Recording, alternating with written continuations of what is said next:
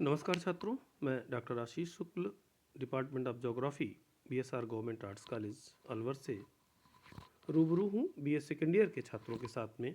और हम चर्चा कर रहे हैं प्रैक्टिकल ज्योग्राफी की या प्रायोगिक भूगोल की। छात्रों, पूर्व के वीडियो में हमने इसमें जिस टॉपिक को ले रखा था वो था सांख्यिकीय आंकड़ों का निरूपण, रिप्रेजेंटेशन ऑफ स्टैटिकल डेटा।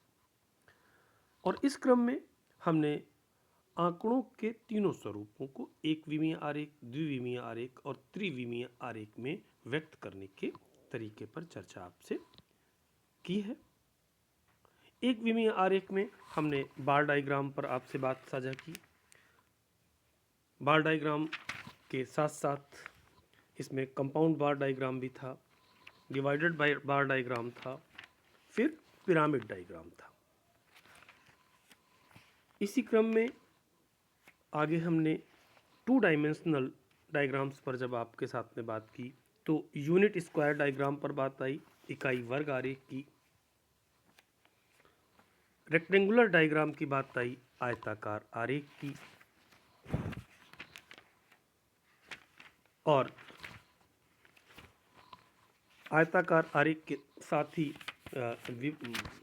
हमने वर्गाकार ब्लॉक आरेख, स्क्वायर ब्लॉक डायग्राम पर आपसे बात की थी। विभाजित आयताकार आरेख की बात की थी। ये बाद में वृत्तारेख या पाई डायग्राम की चर्चा आपसे की। रिंग डायग्राम या वलय आरेख पर आपसे बात हुई। फिर चर्चा करी हमने आपसे त्रिविम आरेख या 3 डायमेंशनल डायग्राम की। और इस क्रम में हमने स्फेरिकल डायग्राम, गोलीय आरेख पर बात की और क्यूब डायग्राम या घन आरेख पर आपसे बात की। और आज हम आपसे चर्चा कर रहे हैं ब्लॉक पाइल डायग्राम या ब्लॉक पुंज आरेख पर। ये जितने भी सांख्यिकीय आंकड़ों के निरूपण के तरीके आपसे विभिन्न वीडियो के माध्यम से और पीडीएफ के माध्यम से साझा किए गए हैं, ये आपकी प्रायोगिक परीक्षा की जो फाइल बनेगी, प्रैक्टिकल फाइल जो तैयार होगी, उसमें आपको दर्शाने हैं, चित्र बनाने हैं।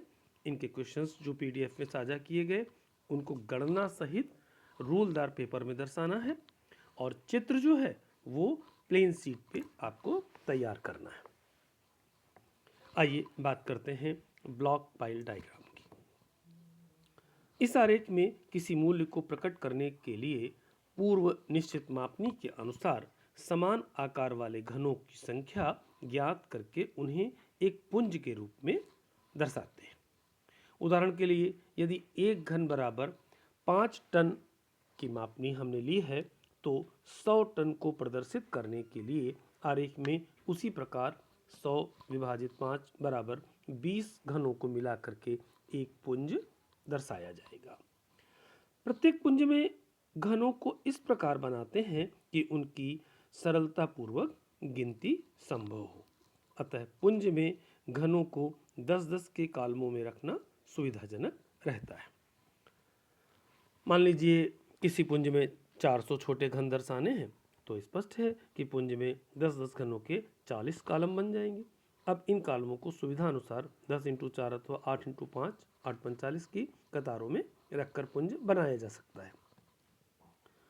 यदि 10-10 के घनों में कॉलम को बनाते हैं और कुछ घन शेष रह जाते हैं तो इन बचे हुए घनों को अपेक्षाकृत छोटे कॉलम को पुंज के सामने वाले पार्श्व पर बनाना ठीक रहता है, जिससे कि प्रत्येक घन को गिना जा सके।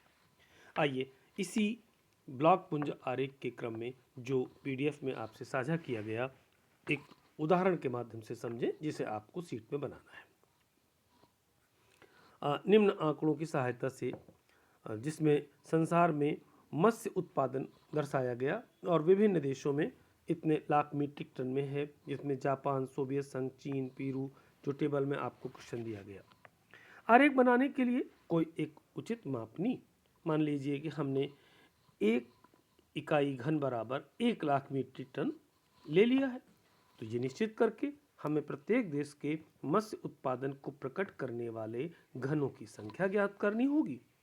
उपरोक्त मापनी के अनुसार जो भिन्न भिन्न स्वरूप बन रहा है, जैसे मान लीजिए जापान, सोवियत संघ, चीन, पेरू, नॉर्वे, इनके लिए जो उदाहरण दिया गया उसमें उत्पादनों में क्रमशः जो दिया गया है 110, 102, 70 लाख मीट्रिक टनों में विभिन्न देशों के, इनको प्रकट किया जाएगा। अब प्रत्येक देश के घनों को 10-10 के कॉलमों में रख करके समान दूरी के अंतर पर 8 पुंज बनाएंगे और उन पर संबंधित देशों के नाम भी अंकित कर देंगे चित्रानुसार, जैसा कि आपको पीडीएफ में दर्शाया गया है। ऊपर उसकी हेडिंग लग जाएगी।